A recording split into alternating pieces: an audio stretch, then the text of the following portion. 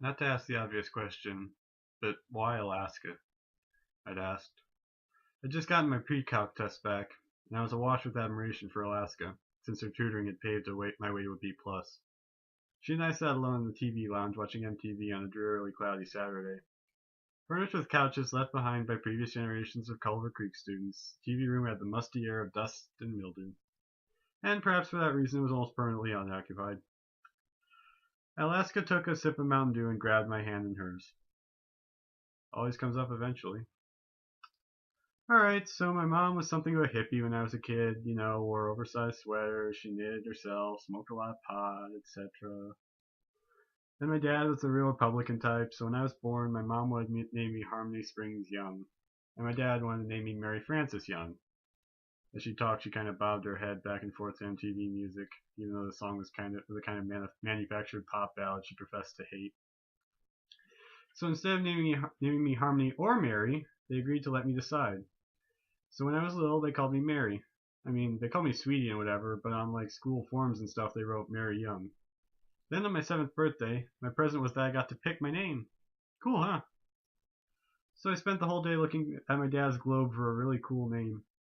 So my first choice was Chad, like the country in Africa. But then my dad said that was a boy's name, so I picked Alaska. Wish my parents had let me pick my name, but they went ahead and picked the only name firstborn male holters have had for a century. But why Alaska? I asked her.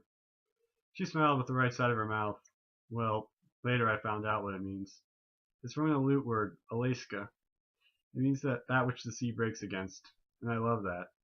But at the time I just saw Alaska up there. It was big, just like I wanted to be, and it was damn far away from Vine Station, Alabama, just like I wanted to be. I laughed. So now you're all grown up and fairly far away from home, I said, smiling. So congratulations. She stopped the head bobbing, let go of my, unfortunately, sweaty hand.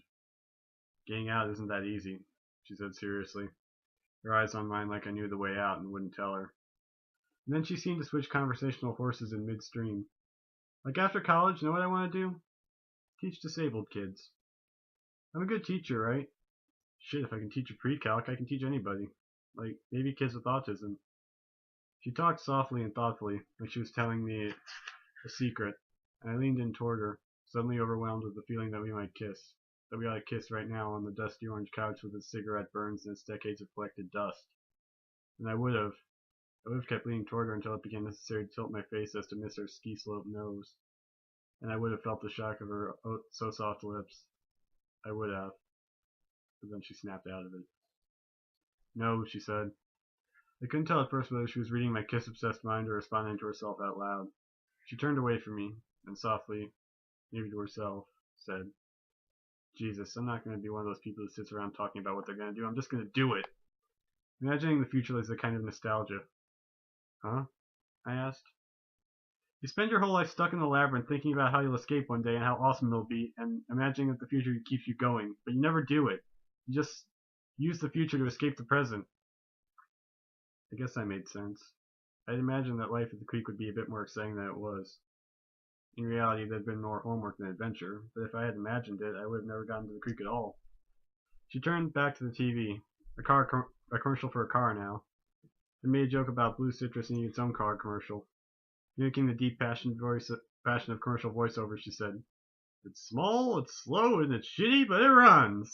Sometimes Blue Citrus. See your local used car dealer.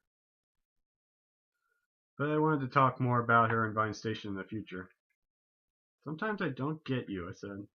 She didn't even glance at me. She just smiled towards the television and said, You never get me.